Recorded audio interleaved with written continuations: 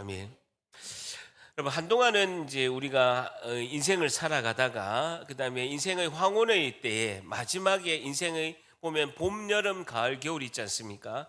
인생의 겨울의 무렵에 내 인생을 한번 돌아보면서 한동안은 자서전을 쓰는 것이 유행이었던 때가 좀 있었습니다. 내가 출생에서부터 유년기를 어떻게 보냈고 그리고 이제 초등학교 때 어떤 사건들이 있었고 그다음에 청소년 시기를 어떻게 보내고 그다음에 청년의 때를 어떻게 보내고 결혼을 어떻게 하고 직장 생활은 어떻게 하였으며 내 인생의 30대, 40대, 50대, 60대까지 어떻게 열심히 이렇게 일을 하면서 이렇게 지내왔는가 하는 마이 스토리, 나의 이야기를 정리해서 자서전을 쓰는 것이 한때 꽤 유행했었습니다. 그리고 적은 비용으로 이렇게 자서전을 쓰는 출판사들이 굉장히 많았습니다. 요즘에는 이제 AI를 통해서 그래 나의 어떤 스토리나 아니면 사진이나 이런 거를 이렇게 AI한테 이렇게 저장을 하면 그런 중년의 때까지의 그런 내용을 자료들을 취합해서 AI가 이제 자서전을 써주는 그런 시대, 놀라운 시대가 이미 도래했습니다. 여러분, 우리 인생의 마지막 황혼기가 아니더라도 우리는 이제 틈틈이 내가 지금까지 어떻게 살아왔고 그 다음에 내가 앞으로 어떻게 살아갈 것인가 이렇게 생각하는 것이 매우 중요하다는 것이죠. 내가 이제까지 오늘 이 시간까지 황혼의 때가 아니더라도 내 인생의 시기를 뭐 여름의 때나 가을의 때나 아니면 겨울의 초입에 들어간 때나 인생을 지금 보내고 있는 중에 내가 이제까지 어떻게 살아왔지? 그리고 앞으로는 어떻게 살아가야 할까? 이것을 늘 생각하는 삶을 사는 것이 상당히 중요합니다. 그래야 인생이 발전이 있고 내가 그동안 잘못했던 그런 실수들을 줄일 수 있는, 막을 수 있는 그런 좋은 계기가 된다는 것입니다. 여러분 오늘부터 살펴보는 에베소서 3장은요. 에베소서 전체에서 매우 중요한 위치를 가지고 있습니다. 우리가 지난주까지 살펴보았던 에베소서 1장, 2장은 그 하나님의 바울이 깨달은 하나님의 복음의 비밀에 대해서 1장, 2장까지 말씀하고 있고 우리가 향후에 살펴볼 4장, 5장, 6장은 바울이 그런 에베소 성도들에게 하나님의 백성들에게 실천적인 권면의 말씀을 4장, 5장, 6장은 말씀하고 있습니다. 그럼 3장이 뭐냐? 3장이 바울의 나의 이야기, 자서전을 쓰고 있습니다. 3장은 바울이 나의 이야기, 바울의 이야기, 자신의 자서전 이야기를 오늘 말씀하고 있습니다. 오늘 3장의 바울의 이야기, 오늘 말씀을 통하여 오늘의 제목은요, 성도는 어떤 삶을 살아야 할까요? 오늘의 주제는요, 성도는 어떤 삶을 살아야 할까요?에 대한 교훈을 얻고자 합니다. 오늘의 질문의 주제는요, 성도는 어떤 삶을 살아야 할까요? 바울의 이야기, 바울의 마이 스토리를 통해서 오늘 말씀을 통하여 성도는 어떤 삶을 살아야 할까요에 대한 교훈을 얻고자 합니다. 3장 1절 같이 있습니다. 시작. 이러므로 그리스도 예수의 일로 너희 이방인을 위하여 갇힌 자 된 나 바울이 말하거니와. 갇힌 자 동그라미 쳐보세요. 바울의 현재 위치, 자신의 처지를 감옥에 갇힌 자라고 언급하고 있습니다. 감옥에 갇힌 자, 감옥의 죄수가 현재 자신의 처지, 자신의 위치를 소개하고 있죠. 어떻게 갇힌 자냐? 그리스도, 보세요. 그리스도 예수의 일을 위하여 갇힌 자라는 것. 예수님의 복음을 전하기 위하여 죄수가 되었다라고 이렇게 말씀하고 있습니다. 복음을 전하는 일을 했는데 지금은 그 예수님의 일을 했기 때문에 감옥에 갇힌 자가 되었다.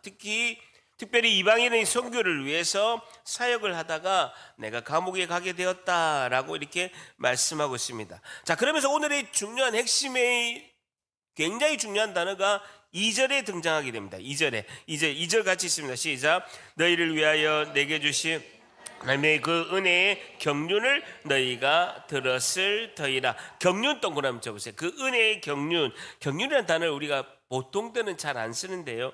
헬라어 원어를 보니까 오이코노미아라는 단어인데 경영이란 뜻입니다. 경영. 하나님의 그 은혜의 경영을 관리, 경영. 그리고요. 직분이라는 단어를 쓸 때 집사, 그다음에 목사, 권사 이런 직분이라는 단어를 쓸 때도 오이코노미아, 이 경륜이라는 단어를 직분이라는 단어도 쓸 수 있다는 거죠. 여기서는요 우리가 이해하기 쉽게는요 뭐 하나님의 경영 그리고 하나님의 직분이라고 번역하는 것이 이해하기가 좋습니다. 골로새서 1장 25절에 보면요, 골로새서 1장 25절에 이 똑같은 오이코노미아, 이 경륜이라는 단어를 내가 교회에 일꾼 된 것은 하나님이 너희를 위하여 내게 주신 직분을 따라라고 이렇게 번역되어 있습니다. 골로새서 1장 25절에는요 똑같은 이 경륜이라는 단어가 직분이라고 이렇게 번역되어 있죠. 오이코노미아라고 이렇게 되어 있습니다. 결론적으로 이야기하면요, 사도 바울은 자신이 받은 그 직분은 하나님께 사도라는 직분을 받았다. 하나님께 사도라는 직분을 받았다. 하나님의 그 은혜로 자신은 사도라는 직분을 받았고, 그것은 또 경영이라는 단어로도 똑같이 쓸 수가 있죠. 하나님께서 온 세상을 운영하는 경영 안에 내 직분이 포함되어 있다라는 겁니다. 잘 보세요.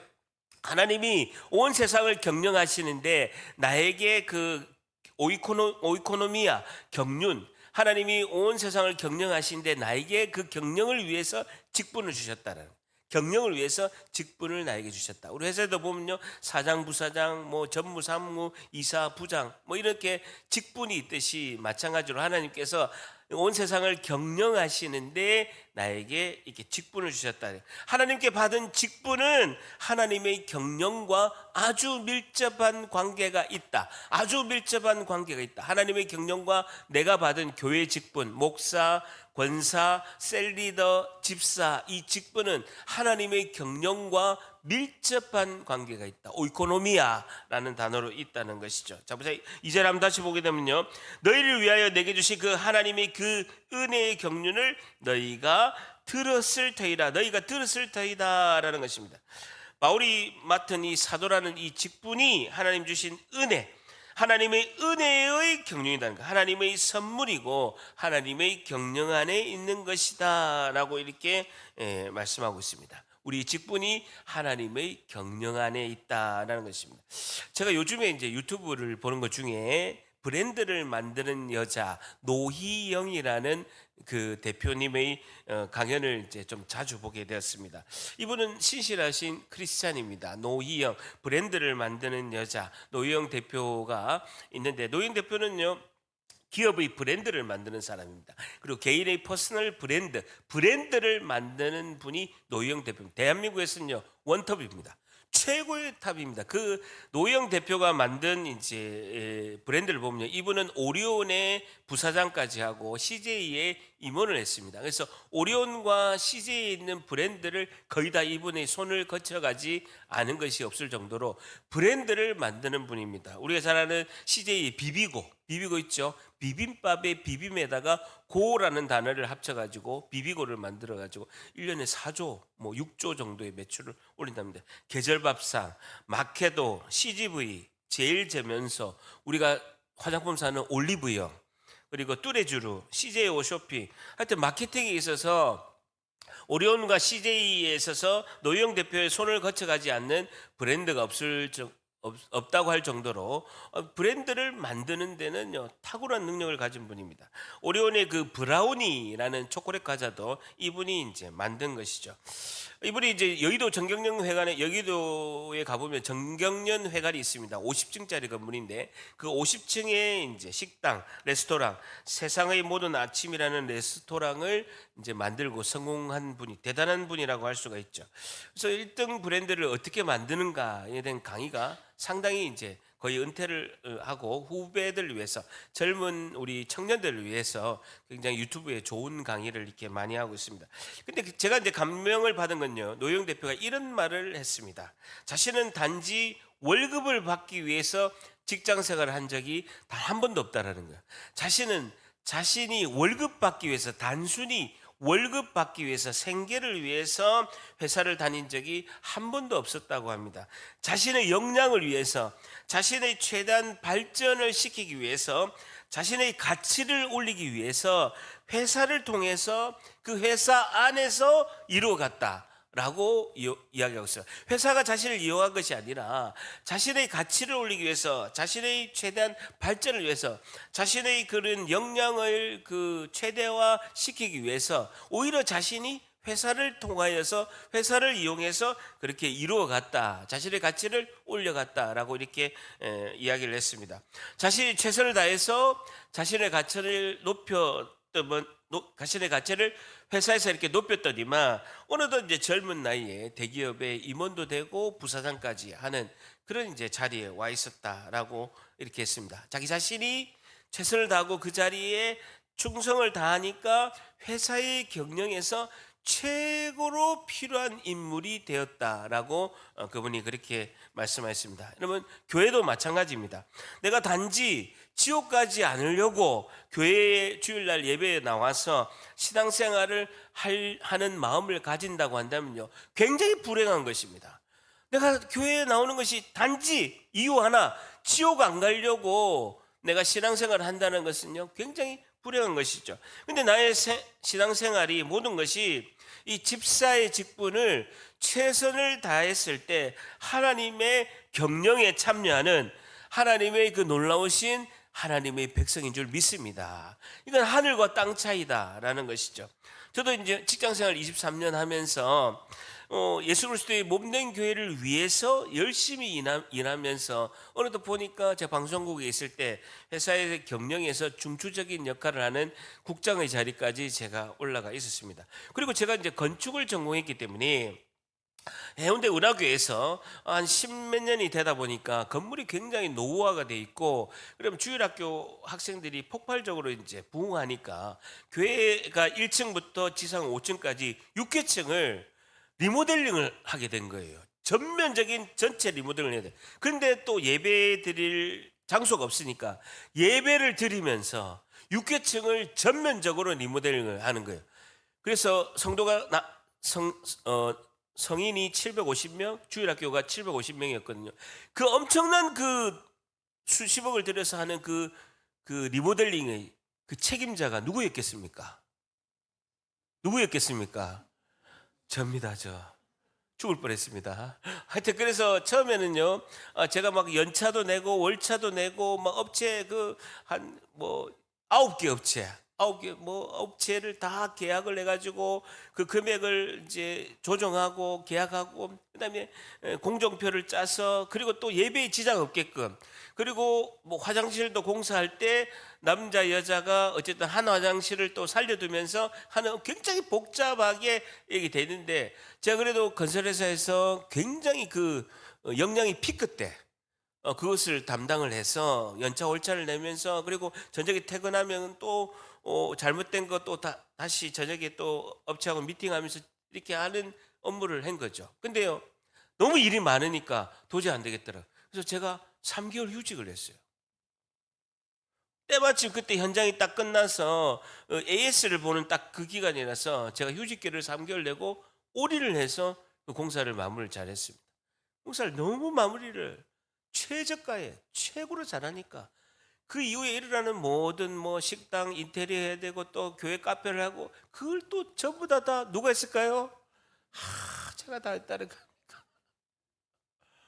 제가 다 했다는 겁니다. 제가 이게 재정집사도 그때 맡아서 했기 때문에 교회가 재정이 또 필요한 것도 알고 이러니까 제가 자랑 같아서 말씀드려 정말 죄송하지만 퇴직금도 미리 선지급 받아서 건축원금 첫 번째로 하고 헌신을 한 거예요.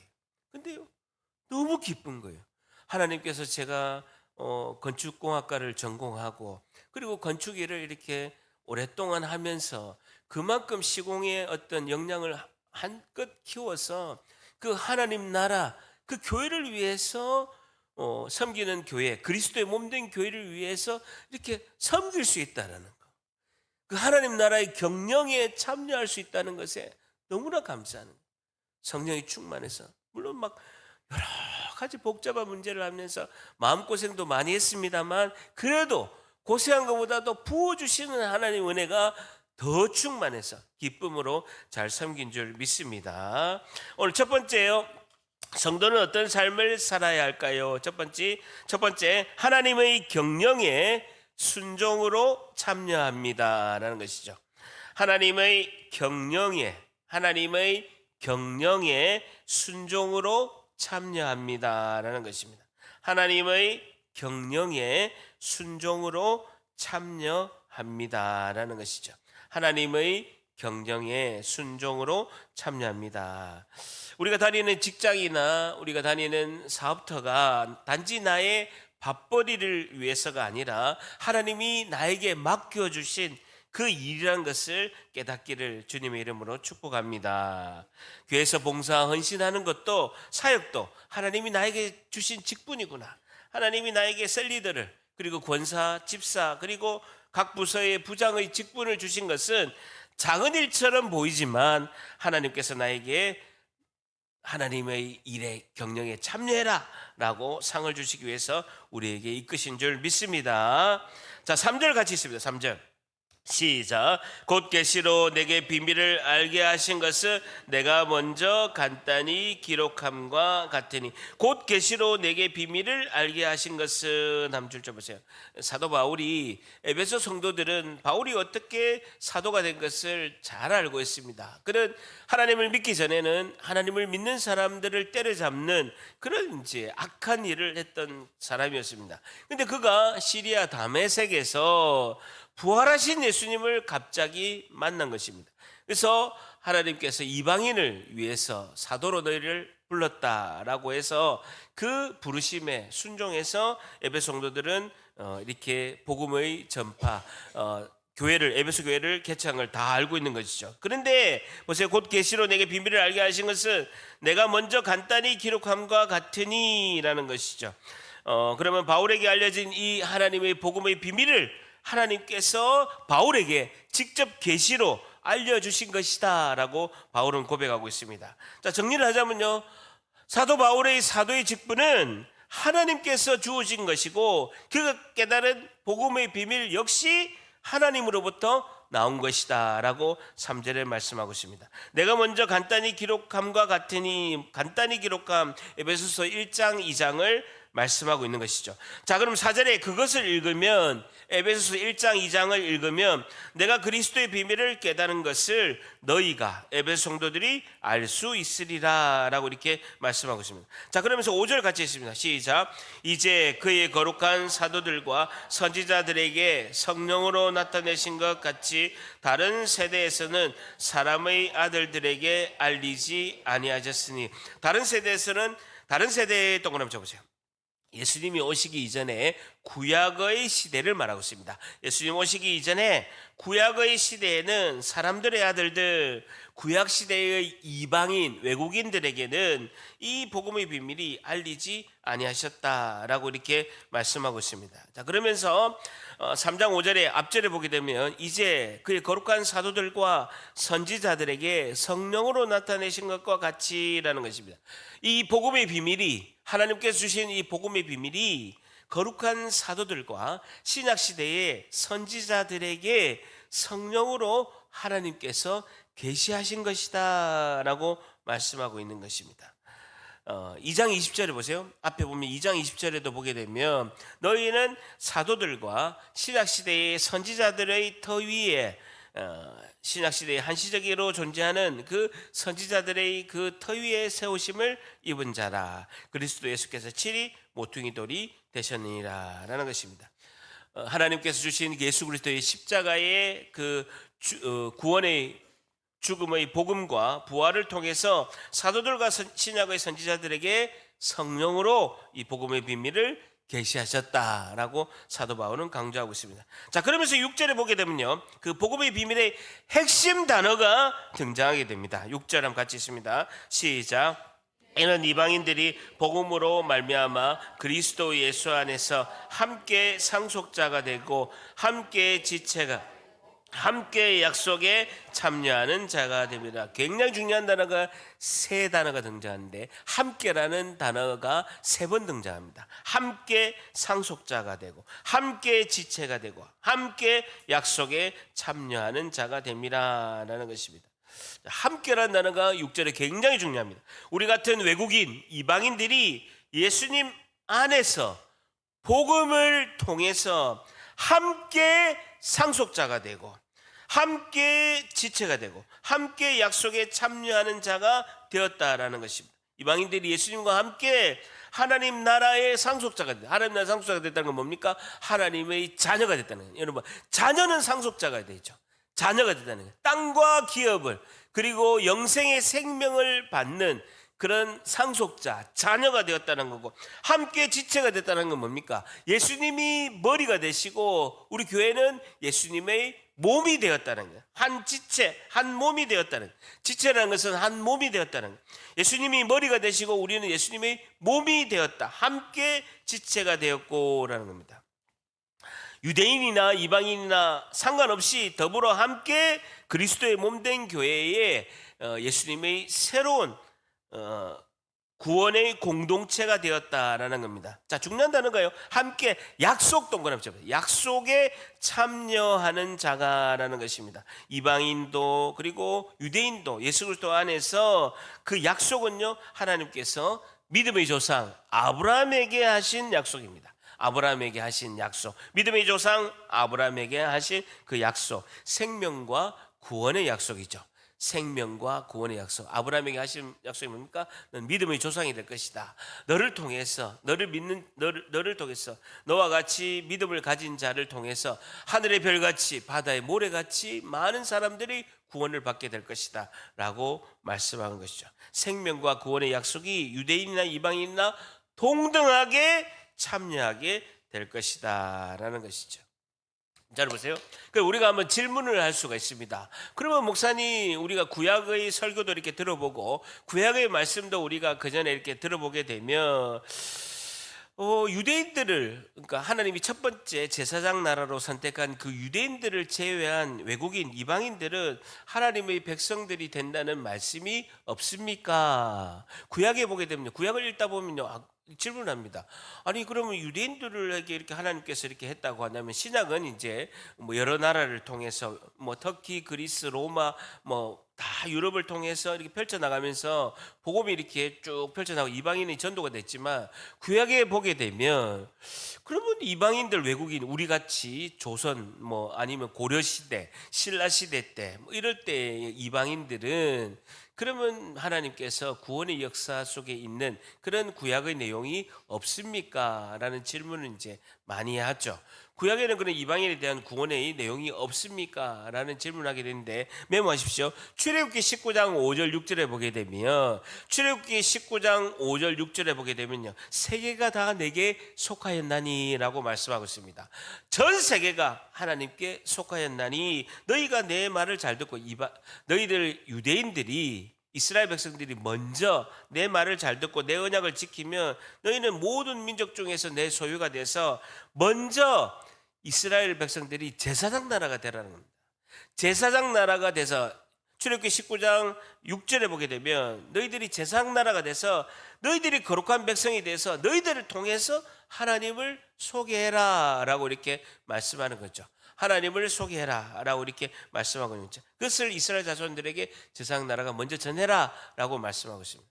그리고 메모하시면 창세기 12장 1절에서도 3절까지, 창세기 12장 1절에서 3절, 아브라함을 하나님께서 부르실 때도 아브라함을 통해서 이방 나라를 구원하실 계획을 있게 하시고, 이사야서 2장 1절에서 4절, 이사야서 2장 1절에서 4절, 이사야서 49장 6절에서 7절도 이방인의 구원에, 외국인에 대한, 우리들에 대한 구원에 대해서 말씀하고 있다라는 것입니다. 근데 구약에서 하고 시작의 차이점이 뭐냐? 구약은 이렇습니다. 들어보세요.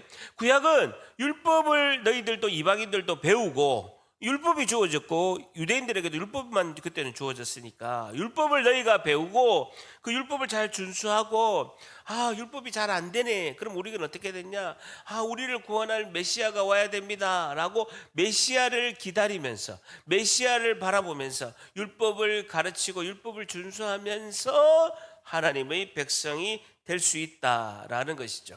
그럼 시작은 뭐가 다르냐? 율법이 아니라 복음으로, 예수님을 믿음으로 말미암아, 예수님의 그 약속의 말씀을 믿고 순종함으로 말미암아 하나님의 상속자, 하나님의 자녀가 된다. 이 차이가 있다는 거죠. 여러분, 두 번째, 성도는 어떤 삶을 살아야 할까요? 두 번째, 하나님의 약속의 말씀에 하나님의 약속의 말씀에 순종으로 참여합니다라는 것입니다. 하나님의 약속의 말씀에 순종으로 참여합니다라는 것입니다. 하나님의 약속의 말씀에 순종으로 참여합니다라는 것입니다. 여러분, 하나님의 약속의 말씀이 뭡니까? 기록된 성경 말씀, 그리고 오늘 그 예배 때 선포되는 설교 말씀, 그리고 내가 묵상하고 계속 떠오르는 내 마음에 있는 생명의 말씀, 이것이 약속의 말씀이죠. 그 말씀이 보세요. 여러분, 오늘 설교 때 선포되는 약속의 말씀, 설교 때 선포되는 설교 말씀, 그리고 내가 항상 읽고 묵상하는 이 기록된 말씀, 그리고 내가 기도할 때 떠오르는 하나님 성경 말씀, 이것이 다 약속의 말씀이거든요. 그 약속의 말씀이 내 심령을 두드린다라는 거예요. 내 양심을 두드리고 내 심령을 두드리고 내 마음을 요동케 해서 그렇게 살면 안 돼, 앞으로는 이렇게 살아야 돼 라고 올바른 길로 인도한다라는 거예요. 여러분, 그때 딱 내려놓고 순종해야 됩니다. 다시요. 설교 때, 예배 때 선포되는 설교 말씀, 그리고 기록된 성경 말씀, 이 말씀을 내가 또 묵상하고 또 읽고 가슴에 넣어둔 그 말씀이 기도할 때나 내가 힘들고 어려울 때 기도할 때 떠오르잖아요. 그러면 하나님께서 그 약속의 말씀이 살아있고 운동력이 있는 말씀이기 때문에 내 양심을 두드린다고요. 내 심령의 마음을, 하나님께서 내 마음을 두드린다고요. 내 안에 계신 성령이 가만히 계시지 아니하고 내 마음을 움직인다는 것입니다. 그때 우리가 해야 될 것은요, 딱 내려놓고 순종해야 됩니다. 근데 말씀이 나를 메아리치는데 외면하는 거예요. 왜? 하기 싫으니까. 우리의 죄성은요, 말씀에 순종 안 하려고 합니다. 우리의 본성인 죄성은 말씀에 순종 안 하려고 하는 거예요. 그러나 또 한편에 있는 내 안에 계신 성령은요, 하나님 말씀에 순종하라고 메아리친다라는 거예요. 내 심령을 외친다라는 것입니다. 그럴 때 우리가 순종할 때 하나님께서 부어주시는 그 사랑, 그것이 뭐라고요? 영생의 생명인 줄 믿습니다. 하나님 말씀에 순종할 때 부어주시는 하나님의 사랑이 영생의 생명인 줄 믿습니다. 말씀에 순종해 보세요. 부어주시는 그 하나님의 사랑을, 그 부어주시는 한량없는 사랑을 경험하게 된다는, 그것이 뭡니까? 말씀에 순종할 때 부어주시는 하나님의 사랑이 영생의 생명이라는, 그 영생의 생명을 가진 자는 우리가 죽어서도 아니면 살아서 이 땅에서도 천국의 백성이 될 줄 믿습니다. 그게 핵심이라는 것이죠. 여러분, 지난주에 우리 교회에 있는 집사님께서 한 친구분을 이렇게 모시고 와서 우리 교회 와서 제가 이제 상담을 했습니다. 그 남자 집사님이 이제 지금 좀 암으로 이제 투병 중이시었죠. 그래서 우리 집사님께서 친구분을 데리고 오셨는데, 그 친구분이 지금 암투병 중에 그 아산병원에서 이제 항암 치료를 지금 받고 있는 중입니다. 그래서 이 항암 치료가 여러분 굉장히 힘들거든요.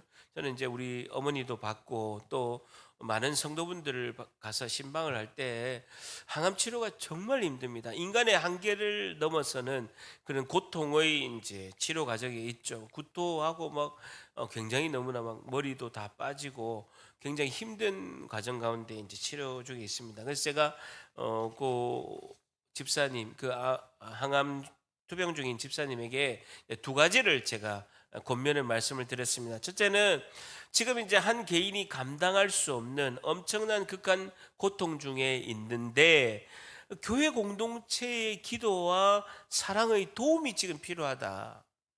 교회 공동체가 어떤 우리 교회가 아니더라도 지금 집사님은 인간의 한계를 넘어선 극한 고통의 치료 과정 중에 있는데 그 교회 공동체의 기도와 사랑이 지금 굉장히 필요할 때다라고 이제 강조를 했죠. 그래서 교회 공동체가 집사님을 위해서 함께 기도하고 교회 공동체가 위로하고 사랑으로 이렇게 같이 함께하는 그런 공동체가 필요하다. 그래야 가족들도 힘을 내서 이 과정을 잘 이겨낼 수 있다라고 이제 제가 권면을 했고요.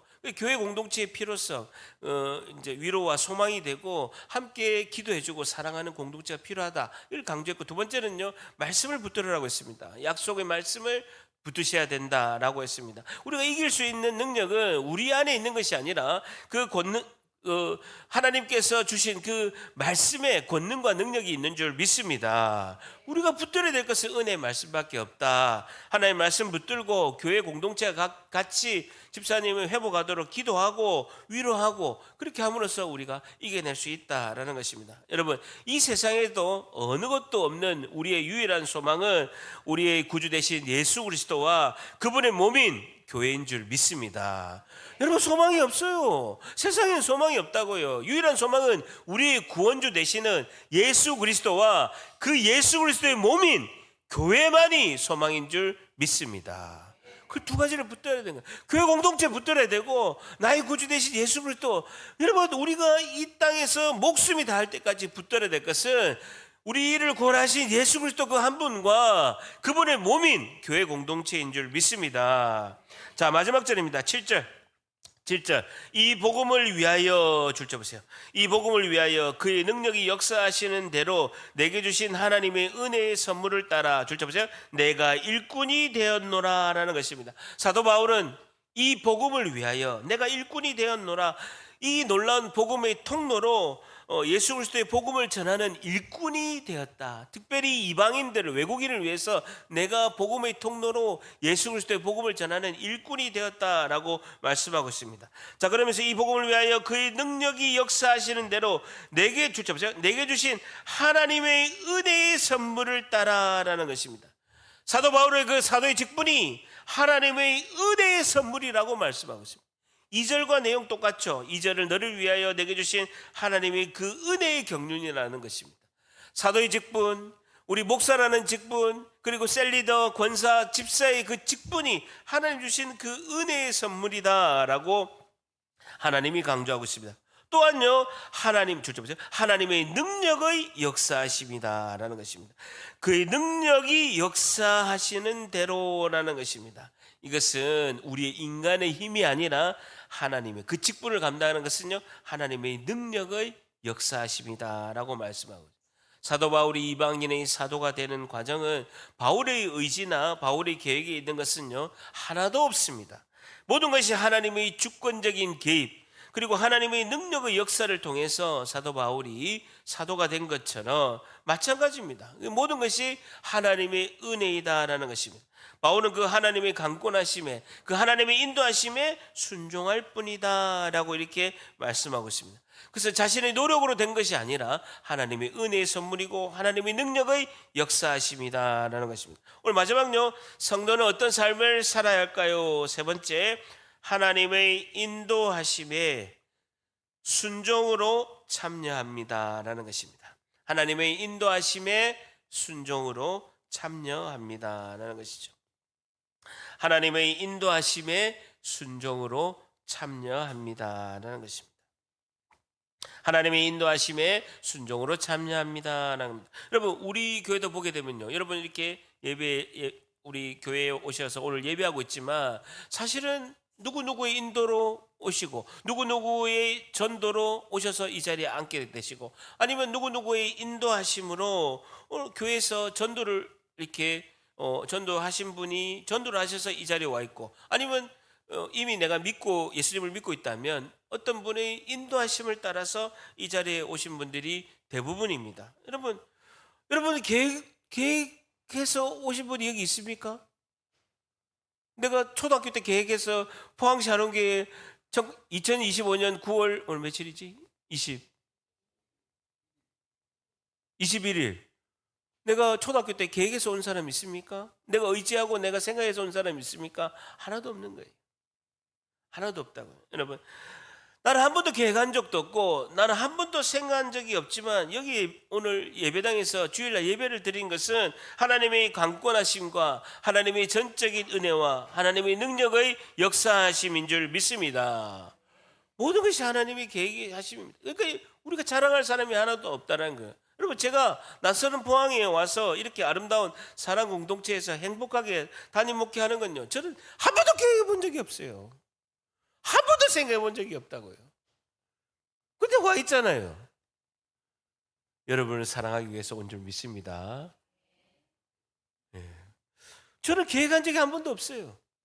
하나님의 능력이 강권하심, 하나님의 역사하심, 하나님의 개입하심, 하나님의 경영, 하나님의 경륜으로 이 자리에 온 것입니다. 하나님의 주권적인 개입, 하나님의 능력의 역사하심인 줄 믿습니다. 여러분, 우리 교회 성도 한 분 한 분, 그런 성도님들의 회복과 은혜의 그런 사명을 위해서 하나님께서 우리 모두를 모아주시고 회복의 은혜를 베푸실 줄 믿습니다. 그러니까 여러분, 하나님이 우리에게 보내주시고, 하나님이 직분을 주시고, 하나님이 복음의 비밀을 우리에게 알게 하시고, 하나님께서 우리가 예배드리고, 하나님께서 회복하게 하시고, 하나님께서 이렇게 다 하셨으니까 우리가 그 주님이 맡겨주신, 하나님이 맡겨주신 그 직분, 목사, 셀리더, 권사, 집사, 그거 조금 힘든다고 해가지고 안 해야지, 그만해야지, 이걸 내가 어제 평생 하나 라고 이런 생각 안 해야 돼요, 안 해야 돼요? 다시, 안 해야 돼요, 안 해야 돼요? 안 해야 되지. 안 해야 됩니다. 그런 생각이 들더라도 안 해야 됩니다. 제가 잘 안 하는데요, 옆 사람 보지 말고 저를 보고 안 해야 됩니다. 한 번 더, 안 해야 됩니다. 힘들죠. 사역이 힘들죠. 여러분, 제가 3개월 휴직하고 그 리모델링 했다니까요. 여러분, 3개월 휴직하고 리모델링 할 때 저한테 와가지고 김 집사 수고해 말한 분은요, 한 명도 없었습니다. 그 아이스 냉커피 하나라도 주는 분 한 분도 없었다고요. 제가 흘린 눈물이요, 한 바가지였습니다. 저 그때 30대였거든요. 눈물 흘린 눈물이 한 바가지였다고요. 내가 왜 이걸 하지? 내가 왜 이런 좋지 못한 이야기를 들어가면서, 이 핍박을 받아가면서, 내가 3개월 휴직하면서, 내가 내 월급 안 받아가면서, 내 퇴직금 찾아서 헌금하면서 내가 왜 이걸 해야 되지? 울은 날이요, 3개월 반 동안 계속 울었습니다. 근데요, 그 고난과 힘든 것보다도 하나님이 부어주신 그 은혜와 사랑이 더 큰 거예요. 오늘 이 자리에 있게 한 거, 너를, 술주정뱅이가 자살하려고 한 너를, 내가 너를 살려서 오늘 이 직분을 잘 감당해야 한 것은 나의 계획이었다, 나의 역사하심이었다. 너가 이거를 잘 순종해가지고 잘 이겨내라. 그래 앞으로 목사가 될 거 아니냐. 집사 때 이런 순종도 안 하는데 나중에 어떻게 크게 헌신할 목사를 어떻게 할 거냐. 그런 마음을 주시는 거예요. 그 순종한 거예요. 순종을 하는데요, 부어주시는 그 은혜가 너무 큰 거예요. 말할 수 없이 은혜가, 하나님 은혜가 큰 거예요. 하나님 나에게 직분 주셔서 감사합니다. 힘들고 어렵더라도 그 직분 잘 감당해서 하나님께 영광 드리겠습니다 라고 이렇게 고백을 했습니다. 여러분, 오늘의 결론이요 13절입니다. 3장 13절 같이 있습니다. 시작. 그러므로 너희에게 공하노니 너희를 위한 나의 여러 환난에 대하여 낙심하지 말라. 이는 너희의 영광이니라. 그러므로 동그라미 치시고, 가장 중요한 단어 뭐라고요? 낙심하지 말라. 줄잡으세요. 그리고 또 줄잡으세요. 이는 너희의 영광이니라. 바울은 자신의 이야기를, 긴 이야기를 하면서 에베소 성도들에게 결론으로 그러므로 낙심하지 마라 라고 결론하고 있습니다. 바울은 복음을 전하다가 지금 감옥에 갇혀 있습니다. 그리고 성도들은, 에베소 성도들은 환난을 당하고 있습니다. 그런데 낙심하지 말라는 거예요. 오히려 그것은 너희의 영광이니라 라고 말씀하고 있습니다. 너희들은 낙심하지 마라. 바울은 지금 감옥에 갇혀 있고 에베소 교인들은 지금 힘들어요. 담임 목사님이 감옥에 갇혀 있고 본인들은 너무너무 힘든 상황에 있는 거예요. 그런데도 너희들은 그러므로 낙심하지 마라. 이것은 너희의 영광이니라 라고 말씀하고 있습니다. 왜냐하면 모든 직분은 하나님께로 온 사명이고 전적인 하나님의 은혜와 하나님의 능력의 역사하심인 줄 믿습니다. 그래서 현재 모든 상황은 하나님의 인도하심이라는 거예요. 합력하여 선을 이루시는 그 하나님의 섭리라는 것입니다. 하나님의 경영이고 하나님의 경륜이라고 말씀하고 있습니다. 모든 것은 합력하여 선을 이루시는 하나님께서 우리를 통하여 교회를 세우시는 은혜를 베푸실 줄 믿습니다. 여러분, 복음의 핵심은 예수 그리스도의 구원에 이루신 그 십자가이고, 십자가는 세상이 이룰 수 없는, 알 수 없는 인류의 사랑으로 이루신 하나님의 지혜인 줄 믿습니다. 여러분, 사도 바울은 자신의 이야기를 하면서요, 하나님의 큰 이야기를 하는 거예요. 우리가 하는 이야기가 내 이야기하고 있는데 다 들어보면 하나님의 은혜 이야기인 거예요. 여러분, 이 간증이 이렇게 되는 거예요. 여러분, 내 이야기를 하고 있는데 사도 바울은 자서전을 통해서 자기 이야기, 사도 바울은 에베소서 기록하고 얼마 안 있어서 순교합니다. 또 이렇게 마지막 집회를 하고 디모데 전후서를 기록하고 디도서를 기록하고 목회서신을 하고 얼마 있다가 순교하게 됩니다. 바울은 이제 면류관이 다 보이는 거예요. 내가 가야 될 때가 순교의 순간이 오고 있구나를 알고 있는 것입니다. 그럼에도 불구하고 자신의 이야기를, 간증을, 자서전을 이야기하면서 가만히 보니까 하나님 이야기를 하는 거예요. 그럼 우리의 이야기가 하나님의 더 큰 이야기가 되어야 될 줄 믿습니다. 우리 이야기가 하나님 이야기가 돼야 된다는 것이죠. 사랑하는 성도 여러분, 이 복음의 비밀, 이 십자가의 비밀, 이 하나님의 경륜의 비밀을 우리가 눈이 열어져서 우리가 깨닫게 된다면 지금 내 눈앞에 있는 고난도, 내 눈앞에 있는 이 환난도 나의 이야기 안에서 이 모든 것이 하나님의 더 크신 이야기가 될 줄 믿습니다. 고난의 이야기, 환난의 이야기라도 내 이야기가 아니라, 우리 이야기가 아니라 하나님의 더 크신 이야기가 될 줄 믿습니다. 여러분, 우리를 변변치 않은 우리를 하나님께서 목사로 이렇게 세요. 여러분, 목사가 변변치 않아요. 여러분, 제 서울대학교 안 나왔어요. 하버드 유니버시티 안 나왔어요. 변변치 않다고요. 여러분, 변변치 않은 우리를 목사로, 셀리더로, 권사로, 집사로 세운 이유는요, 하나님이 하시겠다라는 것입니다. 모든 것이 하나님이 하시고 하나님께서 영광 받으실 줄 믿습니다. 교회도 하나님이 하시고, 전도도 하나님이 하시고, 선교도 하나님이 하시고, 전부 하나님이 하신 것을 나타내기 위해서 변변치 않은 우리를 직분을 주신 줄 믿습니다. 하나님께서 맡겨주신 이 사명을 잘 감당할 때 맡겨주신 일에 충성하셔서 그 하나님의 능력과 하나님의 그 영광의 은혜를 우리가 다 받아서 하나님의 그 신령한 복과, 하늘의 신령한 복과 땅의 기름진 복으로 충만히 채워주시는 은혜를 다 경험하기를 소망합니다. 우리 13절 한 번 더 크게 읽습니다. 시작. 그러므로 너희에게 구하노니 나의 여러 환난에 대하여 낙심하지 말라. 이는 너희의 영광이니라. 우리 모두 하나님 경영에 순종으로 참여하고 하나님의 약속의 말씀과 하나님의 인도하심에 순종으로 참여할 때 하나님께 드리는 그 영광, 그리고 하나님 주시는 그 복된 우리에게 소망을 다 받는 주님의 귀한 백성들 다 되시기를 예수님의 이름으로 간절히 축복합니다. 기도하겠습니다. 하나님